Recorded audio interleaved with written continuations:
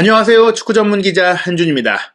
파울루 벤투 감독이 지휘하는 대한민국 축구 국가대표팀이 7월 말 중요한 일정을 위해 일본으로 출국했습니다. 2022 동아시아 축구연맹 E1 챔피언십, 속칭 동아시안컵으로 열리는 한중일 그리고 동아시아 지역 최고의 팀을 가리는 대회인데요. 국제축구연맹의 FIFA A매치 캘린더에 포함되지 않은 대회이다 보니까 대표 선수 의무 차출 규정이 없습니다. 그렇기 때문에 동아시아 지역을 대표하는 또 동아시아의 연맹의 대회다 보니까 한국을 포함한 동아시아 지역 리그들, 팀들은 그래도 의무 차출이 없어도 선수들을 보내주고 있고 또 리그 일정을 조정해서 이 대회를 치를 수 있게 해주고 있죠. 그래서 한국 역시 K리거를 중심으로 또 일본 역시 J리거를 중심으로 중국도 중국 슈퍼리그 선수들을 중심으로 이번 대회 참가 명단을 꾸렸습니다. 한중일 3개국이 본선에 자동 진출하고 나머지 1개의 자리를 예선전을 통해서 진출한 팀들이 참가하는데 이번 대회는 홍콩이 참가하게 됐습니다. 한국 대표팀은 지난 7월 17일 일요일에 소집돼서 일본으로 날아갔고요. 7월 20일에 있을 중국과의 첫 경기를 준비하기 위한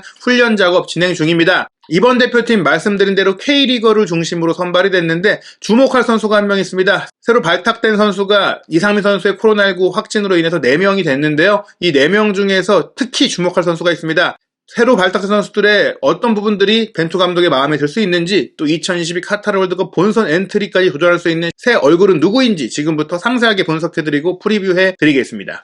2022 E1 챔피언십은 본래 중국에서 열릴 예정이었지만 코로나19 확산세, 특히 제로 코로나를 추진했던 중국 정부의 방침으로 인해 중국이 아니라 일본으로 옮겨서 개최하게 됐고요. 대회 일정 남자부, 여자부 모두 살펴보면 우선 여자부에서는 한국과 일본의 경기가 7월 19일 화요일 오후 4시에 시작하고요. 남자부는 7월 20일 수요일 오후 7시에 중국과의 경기를 시작합니다. 7월 24일 일요일에 홍콩과 2차전 그리고 사실상의 결승전으로 불리는 한일전은 7월 27일 수요일 저녁 7시 20분에 킥오프하고요. 이 경기는 TV 채널로는 TV조선에서 볼 수 있고 온라인으로는 스포티비 나우 그리고 아프리카 TV를 통해 보실 수 있습니다. 2019년 대회가 한국에서 열렸고 이 대회가 이제 벤투 감독의 첫 우승 트로피가 됐습니다. 황인범 선수가 MVP를 차지하면서 대한민국 축구대표팀이 우승을 했었는데요. 2연속 우승이 가능할지도 기대가 되는 대목입니다. 동아시안컵에 나설 한국 대표팀의 명단에서 변화가 좀 많이 있었습니다. 지난 6월 A매치 기간 동안 4차례의 친선 경기에서 알사드의 정우영 선수가 부상으로 빠지니까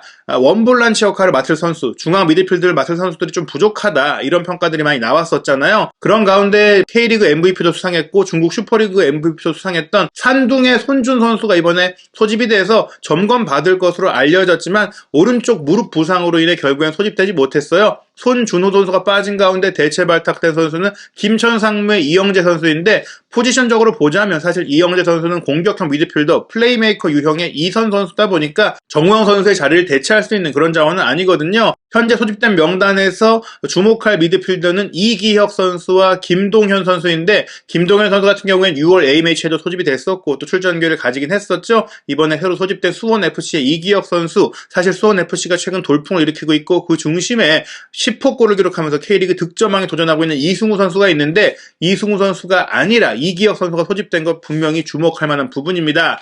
또한 수비 라인도 지난 6월 A매치 기간 동안 김민재 선수가 부상으로 빠졌고 박지수 선수도 부상 중인 가운데 오른발잡이 센터백이 부족하다라는 평가가 있었죠. 정승현 선수가 이번 대표팀에 소집되지 못한 가운데 FC 서울에서 연령별 대표팀을 꾸준히 거쳐왔던 센터백 이상민 선수가 새롭게 발탁이 됐는데 아쉽게도 대회 참가를 앞두고 코로나19 확진이 되면서 박지수 선수가 부상에서 급격히 회복했고 대체 발탁이 됐습니다. 박지수 선수가 이미 지난해 여름에 열렸던 도쿄 올림픽에도 와일드카드 로 참가하면서 노련한 모습을 보였고 센터백으로서 대인 수비와 빌드업 능력도 갖추고 있는 선수이기 때문에 박지수 선수가 이제 김민재 선수의 백업 자원으로서의 자리를 도전하는 형국이 됐는데요.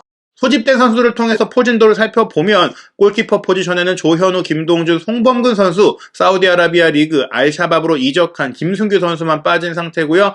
포백 라인의 왼쪽은 김진수, 홍철, 오른쪽은 김문환, 윤종규 선수가 선발이 됐고 센터백 라인은 김영권, 김주성, 권경원, 박지수, 조유민 선수가 선발이 됐는데 김영권 선수가 일요일날 함께 출국을 하지 못했어요. 위장염 증세를 보이면서 컨디션이 안 좋아서 대회에서 이제 빠진 것은 아니지만 추후에 합류할 예정이다. 이렇게 알려지다 보니까 중국과의 첫 경기는 아무래도 출전이 어려울 것 같아요. 왼발잡이 센터백인 김주성 선수와 권경원 선수가 아마 번갈아서 기회를 얻을 것으로 생각이 되고 오른쪽은 박지수, 조유민 선수가 출전 기회를 두고 이제 경쟁을 할 것으로 보입니다. 그리고 공격 라인은 스트라이커 포지션의 조규성과 조영욱 선수, K리그 대표팀, 연령월 대표팀 두루 거친 선수들이고요.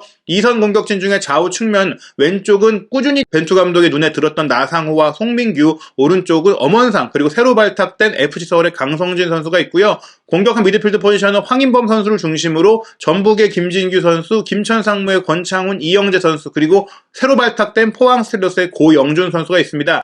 가장 중요한 말씀드린 수비형 미드필더 원 볼란치 포지션에는 꾸준히 벤투 감독이 기용해왔던 전북 현대 백승호 선수를 중심으로 강원의 김동현, 그리고 수원FC의 이기혁 선수가 있습니다. 새로 발탁된 선수들을 상세하게 소개해드리면은 강성진 선수는 2003년생으로 아주 어린 나이입니다. 아직 만 20세가 되지 않았죠. 180cm의 탄탄한 체구에 측면을 기반으로 가운데로 치고 들어오면서 기술도 좋고 슈팅력도 갖추고 있는 전천후 2선 공격수라고 할 수 있겠고요. 지난 2021년에 K리그 무대에 데뷔해서 1골 2도움 기록하며 18세의 나이로 이미 본인의 능력을 입증했고 올 시즌에는 20경기에 출전해서 1골 3도움을 기록할 정도로 팀에서 자리를 잡은 상태고요. 또 전방 압박 도 부지런히 수행하기 때문에 안익수 감독 체제에서 조금 더 전술적으로 발전했다는 평가를 받고 있습니다.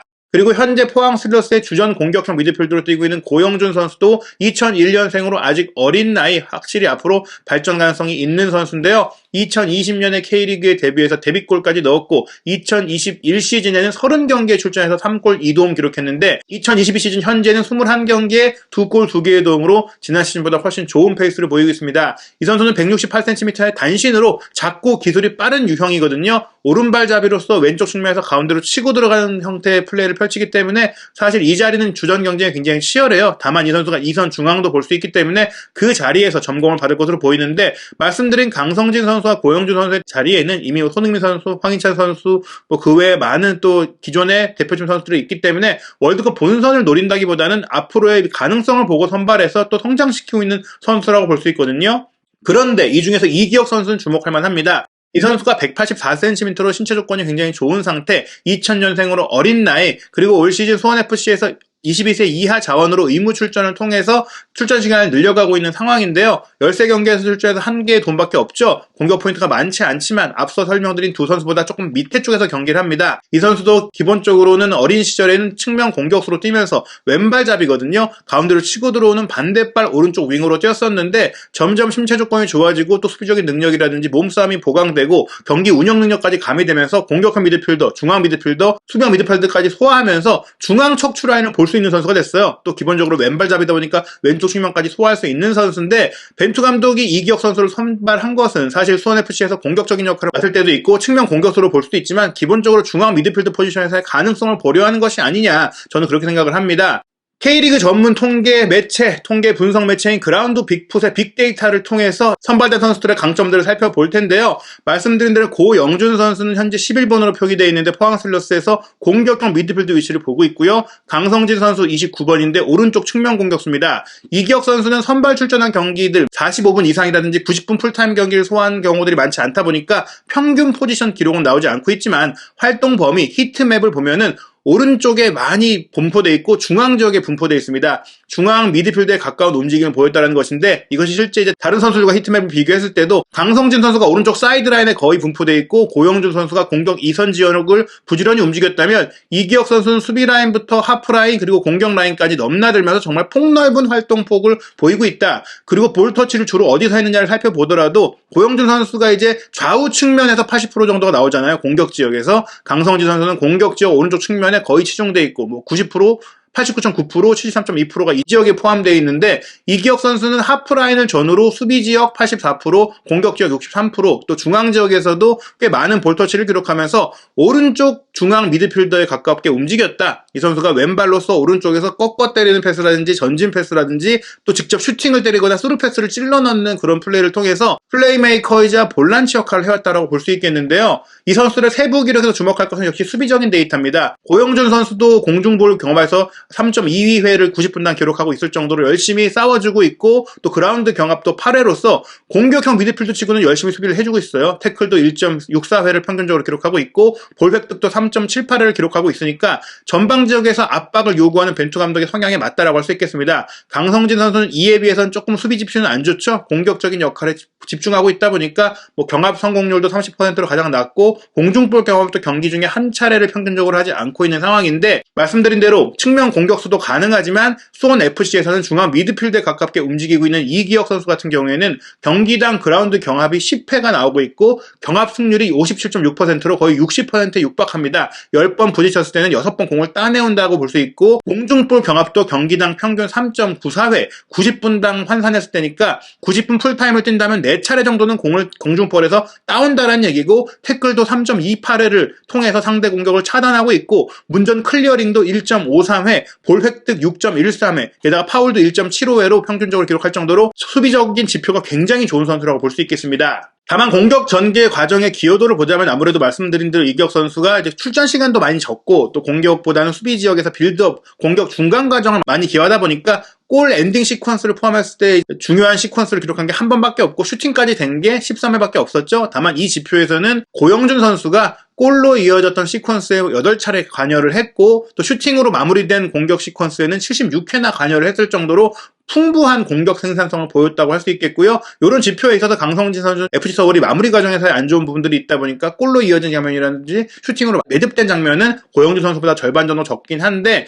고영준 선수가 이제 400분 정도 더 떴기 때문에 그런 부분에 있어서는 조금 유리하다고 할 수 있겠고요.